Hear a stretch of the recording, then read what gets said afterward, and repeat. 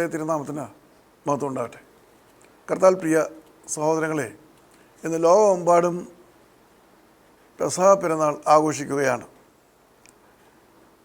കഷ്ടാനുഭവ ആഴ്ചയിലെ ഏറ്റവും പ്രധാനപ്പെട്ട ദിവസങ്ങളിലൊന്നാണ് പെസഹ വ്യാഴം.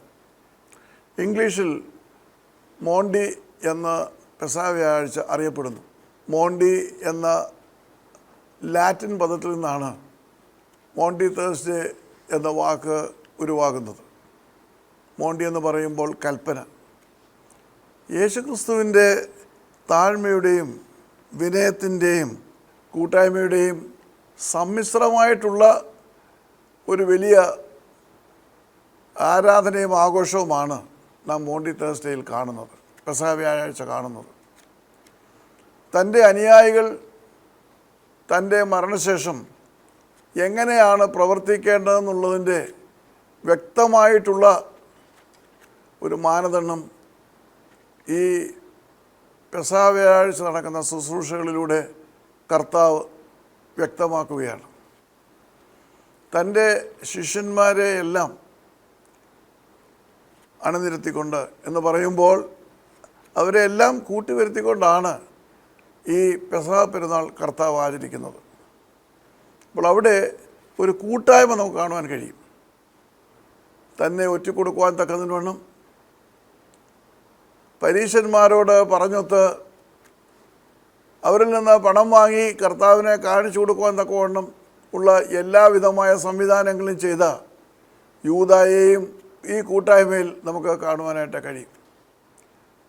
കർത്താവ് എല്ലാവരെയും ഒരുമിച്ച് മുൻപോട്ട് കൊണ്ടുപോകേണ്ടതിൻ്റെ ആവശ്യകതയാണ് ഇവിടെ നമുക്ക് പഠിക്കുവാൻ കഴിയുന്നത്.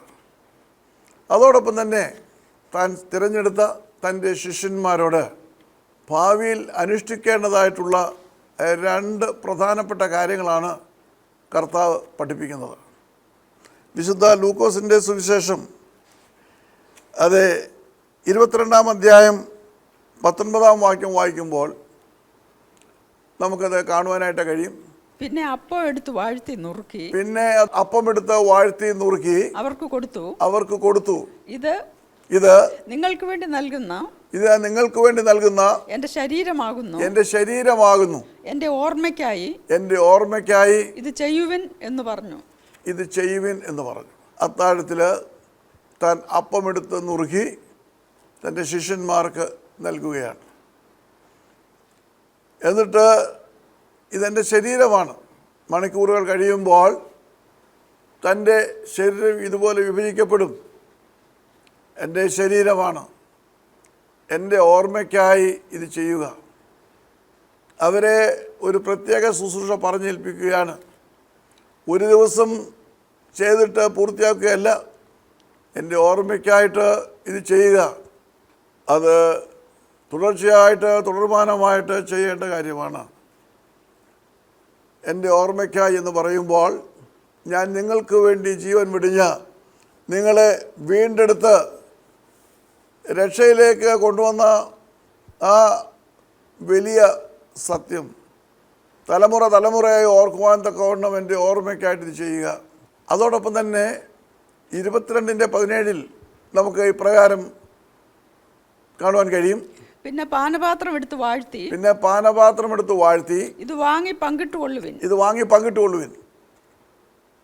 അങ്ങനെ തൻ്റെ ശരീരവും രക്തവും അവർ തൻ്റെ ഓർമ്മയ്ക്കായിട്ട് വിശുദ്ധ കുർബാന സ്ഥാപിച്ച് അതിലൂടെ മുൻപോട്ട് കൊണ്ടുപോകണമെന്ന് കർത്താവ് അവരെ പ്രബോധിപ്പിക്കുകയാണ്, കൽപ്പിക്കുകയാണ്. ഇപ്പോൾ ഒന്നാമത്തെ കൽപ്പന എന്ന് പറയുമ്പോൾ തൻ്റെ തിരുശരീര രക്തങ്ങൾ അവർ ഭക്ഷിച്ച് പാനം ചെയ്ത് ആ വിശുദ്ധ കുർബാനയിലൂടെ മുൻപോട്ട് പോകണം, അനുഷ്ഠാനത്തിലൂടെ മുൻപോട്ട് പോകണം എന്ന് കർത്താവ് അവരോട് കൽപ്പിക്കുന്നു. രണ്ടാമതായിട്ട് നമുക്ക് കാണുവാൻ കഴിയുന്നത് വിശുദ്ധ യോഹന്നാൻ്റെ സുവിശേഷം 13-ാം അധ്യായം 14-ാം വാക്യം വായിക്കുമ്പോൾ അവിടെ മറ്റൊരു പ്രധാന കാര്യം കർത്താവ് തൻ്റെ ശിഷ്യന്മാരെ ഉത്ബോധിപ്പിക്കുകയാണ്. കർത്താവും ഗുരുവുമായ ഞാൻ നിങ്ങളുടെ കാലുകൾ കഴുകിയെങ്കിൽ നിങ്ങളും നിങ്ങളും അന്യോന്യം കാലുകൾ കഴുകേണ്ടതാകുന്നു. കാലുകൾ കഴുകേണ്ടതാകുന്നു. കർത്താവും ഗുരുവുമായ ഞാൻ നിങ്ങളുടെ കാലുകൾ കഴുകിയെങ്കിൽ നിങ്ങളും അന്യോന്യം കാലുകൾ കഴുകേണ്ടതാകുന്നു. പെസഹ ആചരിക്കുമ്പോൾ ആ വിരുന്നിൻ്റെ നടുക്ക് വെച്ച് കർത്താവ് ആ വിരുന്നിൽ വന്ന തൻ്റെ ശിഷ്യന്മാരുടെ കാലുകൾ കഴുകുകയാണ്. 15-ാം വാക്യം വായിക്കുമ്പോൾ കാണുവാൻ കഴിയും, ഞാൻ നിങ്ങൾക്ക് ചെയ്തതുപോലെ നിങ്ങളും ചെയ്യേണ്ടതിന് ഞാൻ നിങ്ങൾക്കൊരു ദൃഷ്ടാന്തം നൽകിയിരിക്കുന്നു. ഇത് പ്രസംഗത്തിൻ്റെ വിഷയമല്ല, ഇത് ഇപ്രകാരം ചെയ്യണമെന്നുള്ളൊരു കൽപ്പനയായിട്ട് പറയുകയല്ല. പിന്നെയോ ഞാനത് പ്രാവർത്തികമായി നിങ്ങളുടെ മുൻപിൽ പ്രവർത്തിച്ചിരിക്കുന്നു.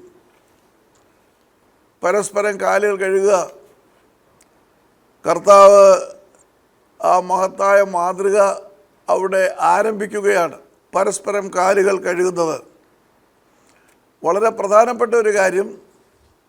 തന്നെ ഒറ്റിക്കൊടുത്ത യൂദായും അവിടെ ഉണ്ട്.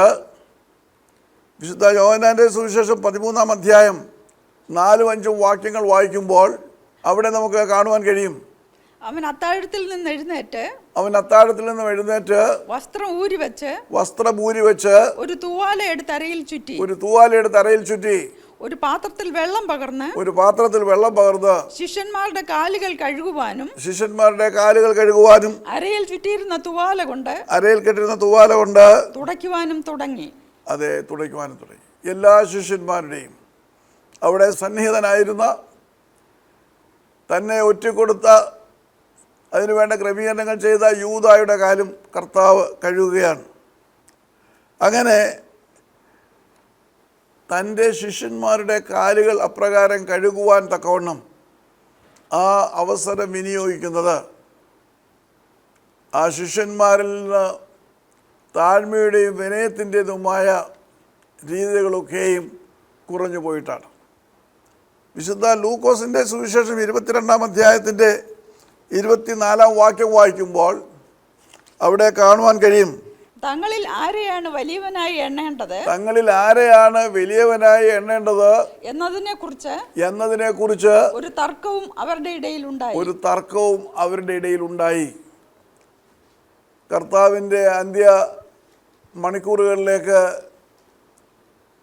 പ്രവേശിക്കുമ്പോൾ ഈ ശിഷ്യന്മാർ തമ്മിൽ അവിടെ അഭിപ്രായ വ്യത്യാസം ഉണ്ടാകുകയാണ്. തങ്ങളിൽ ആരാണ് വലിയവൻ? പാരമ്പര്യം പറയുന്നത് ഇപ്രകാരമുള്ള വിരുന്നുകളിൽ ഗുരുവും ശിഷ്യന്മാരുമായിട്ട് പങ്കെടുക്കുമ്പോൾ ശിഷ്യന്മാർ ഗുരുവിൻ്റെ കാൽ കഴുകിയിട്ടാണ് ഗുരുവിനെ എടുത്ത് ആ വിരുന്നിലേക്ക് കൊണ്ടുവരുന്നത്, സ്വീകരിക്കുന്നത്. കർത്താവ് വരുമ്പോൾ കർത്താവിനെ ആരും സ്വീകരിക്കാനില്ലായിരുന്നു അപ്രകാരം. കാരണം എല്ലാവരും വലിയവരാണ്. ഞാനെന്തിനാണ് കാല് കഴുകാൻ പോകുന്നത്? എൻ്റെ ചുമതലയല്ല, മറ്റൊരാളുടേതാകട്ടെ. അപ്പോൾ തങ്ങളിൽ ചെറിയവരായവരാണ് ഇത് ചെയ്യേണ്ടത് എന്നുള്ള അവസ്ഥയിൽ, എന്നുള്ള ചിന്തയിൽ അവർ കർത്താവിൻ്റെ കാലുകൾ കഴുകിയില്ല. കർത്താവ് യാതൊന്നും പറയാതെ വിരുന്നിലേക്ക് വന്നു.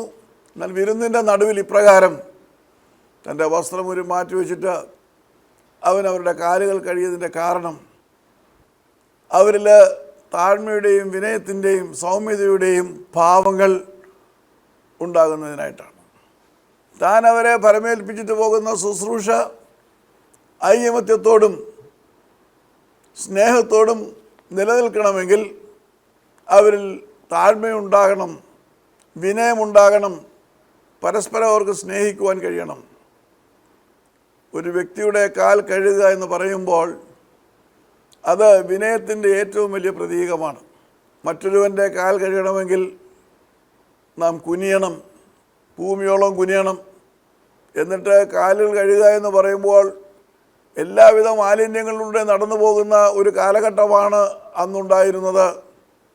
അങ്ങനെയുള്ള സാഹചര്യങ്ങളിൽ ആ കാലിലെ എല്ലാവിധമായിട്ടുള്ള അഴുക്കും വെടിപ്പാക്കുവാൻ തക്കവണ്ണം നന്നായിട്ട് കഴുകേണ്ടിയിരിക്കുന്നു. ഇന്ന് നാം കാൽ കഴുകൽ ശുശ്രൂഷ കാണുന്നത് പോലെ അല്ല. കർത്താവിൻ്റെ കാലത്ത് കാൽ കഴുകിയത് ഊടുവഴികളിലൂടെ, അത് ഏറ്റവും മാലിന്യങ്ങൾ നിറഞ്ഞിരിക്കുന്ന വഴികളിലൊക്കെ യാത്ര ചെയ്തിട്ടാണ് അവിടെ വിരുന്നിന് വരുന്നത്. അപ്പോൾ തീർച്ചയായിട്ടും ആ കാലുകളിൽ പലപ്പോഴും അഴുക്കൊക്കെ ഉണ്ടാകും. ഇന്ന് നാം കാലുകളിൽ ശുശ്രൂഷ പ്രതീകാത്മകമായി നടത്തുമ്പോൾ നല്ലതുപോലെ കഴുകി വെടിപ്പാക്കിയ കാലുകളാണ് വീണ്ടും കഴുകുന്നത്. എന്നാൽ കർത്താവ് അങ്ങനെയല്ലായിരുന്നു. ആ കാലുകൾ കഴുകി അവർക്കൊരു മാതൃക കാണിച്ചു കൊടുക്കുകയാണ്. പരസ്പരം കാലുകൾ കഴുകുക എന്ന് പറയുമ്പോൾ പരസ്പരം ബഹുമാനിക്കുകയാണ്, പരസ്പരം ആദരവുകൾ ഏറ്റുവാങ്ങുകയാണ്. അപ്രകാരം അവർ ചെയ്യണം എന്ന് കർത്താവ് നിഷ്കർഷിക്കുകയാണ്. വിശുദ്ധ കുർബാന സ്ഥാപിച്ച് ഞാൻ വരുന്നതുവരെ ഇപ്രകാരം ചെയ്യുക എന്ന് അവരോട് കൽപ്പിച്ച ശേഷം രണ്ടാമതായിട്ട് കർത്താവ് പെസഹ വ്യാഴാഴ്ച ആ വിരുന്നിൽ വെച്ച് അവരോട് കൽപ്പിക്കുന്നത് അവരിൽ താഴ്മയും വിനയവും ഉണ്ടായി ഭാവിയിൽ പ്രവർത്തിക്കുവാൻ തക്കവണ്ണം, തൻ്റെ ശിഷ്യന്മാരെ അറിയപ്പെടുവാൻ തക്കവണ്ണം പരസ്പരം കാലുകൾ കഴുകണം എന്നുള്ളതാണ്. കാലുകൾ കഴുകുന്ന അവസ്ഥയെന്ന് പറയുമ്പോൾ അത്രമാത്രം മറ്റൊരുവൻ്റെ മുൻപിൽ താഴുവാനുള്ള മനസ്സുണ്ടാകണം, വിനയത്തോടെ പെരുമാറുവാനുള്ള മനസ്സുണ്ടാകണം, സൗമ്യതയോടെ സ്വീകരിക്കുവാനുള്ള മനസ്സുണ്ടാകണം. കാൽ കഴുകപ്പെടുന്നവൻ അവൻ എല്ലാവരിലും ഉന്നതനാണെന്ന ധാരണയല്ല. കഴുകുന്നവനെ സ്വീകരിക്കുവാനും ബഹുമാനിക്കുവാനും അവന് കഴിയണം. അപ്പോൾ അതിമഹത്തായിട്ടുള്ള ഒരു ശുശ്രൂഷയുടെ പാന്താവാണ് കർത്താവിടെ വെട്ടി തുറക്കുന്നത്. ഇന്ന് നാം ക്രൈസ്തവ ലോകത്തിലേക്ക് നോക്കുമ്പോൾ തീർച്ചയായിട്ടും എൻ്റെ ഓർമ്മയ്ക്കായി നിങ്ങളിത് ചെയ്യുവിനെന്ന് പറഞ്ഞ പ്രതീകാത്മകമായി തൻ്റെ ശിഷ്യരുടെ രക്തങ്ങൾ തൻ്റെ ശിഷ്യന്മാർ ഭക്ഷിച്ച് പാനം ചെയ്യണമെന്ന് ആഹ്വാനം ചെയ്തത് ഇന്നും അനുസ്യൂതം നടത്തപ്പെടുന്നുണ്ട്. അതിന് മറ്റു കാര്യമൊന്നും ആവശ്യമില്ല, വ്യക്തിപരമായിട്ട് അനുഷ്ഠിക്കാവുന്ന കാര്യമാണ്. എന്നാൽ കാലുകൾ കഴുകുക എന്ന് പറയുമ്പോൾ അത് മറ്റൊരുവിനെ കൂടെ ഉൾപ്പെടുത്തുന്ന കാര്യമാണ്. അവരൻ്റേതായിട്ടുള്ള സമ്മതമില്ലാതെ കാലുകൾ കഴുകുവാൻ സാധ്യമല്ല. ഒരാൾക്ക് ചെന്ന് ഒരാളുടെ കാല് പെട്ടെന്ന് കഴുകുവാൻ സാധ്യമല്ല. കഴുകപ്പെടുന്ന വ്യക്തിയുടെ അനുവാദം കൂടി അതിന് ആവശ്യമുണ്ട്. അപ്പോൾ ഇതിൻ്റെ അടിസ്ഥാനമായിട്ട് സ്നേഹത്തിൻ്റെയും സൗമ്യതയുടെയുമായിട്ടുള്ള അവസ്ഥ ഉണ്ടാകണം. അങ്ങനെ ഉണ്ടാകുമ്പോൾ മാത്രമേ യേശുവിൻ്റെ സ്നേഹം ലോകത്തിന് മനസ്സിലാക്കുവാൻ കഴിയുകയുള്ളൂ. നാം ഇന്ന് പെസഹ വ്യാഴാഴ്ച ആഘോഷിക്കുമ്പോൾ പരസ്പരം സ്നേഹിക്കുവാനും സൗമ്യതയോടെ വിനയത്തോടെ പരസ്പരം സ്വീകരിക്കുവാനും നമുക്ക് എത്രമാത്രം കഴിയുന്നുണ്ട്. കാല് അക്ഷരാർത്ഥത്തിൽ കഴിയുകയല്ല, അത്രത്തോളം സ്വയം താഴ്ത്തുവാൻ നമുക്ക് എത്രമാത്രം കഴിയുന്നുണ്ട്. കാലുവാരലിൻ്റെ ഒരു കാലത്തിലൂടെയാണ് നാം കടന്നു പോകുന്നത്. നമുക്ക് മറ്റൊരുവനെ നമ്മേക്കാൾ ശ്രേഷ്ഠരാണെന്ന് എണ്ണുവാൻ കഴിയുന്നില്ല. കർത്താവ് ജീവിച്ചിരിക്കുമ്പോൾ തന്നെ പിശാച് വളരെ വിദഗ്ധമായിട്ട് തൻ്റെ ശിഷ്യന്മാരിൽ കൊടുത്ത വികാരമാണ് തങ്ങളിൽ ആരാണ് വലിയവനെന്നുള്ള ചിന്ത.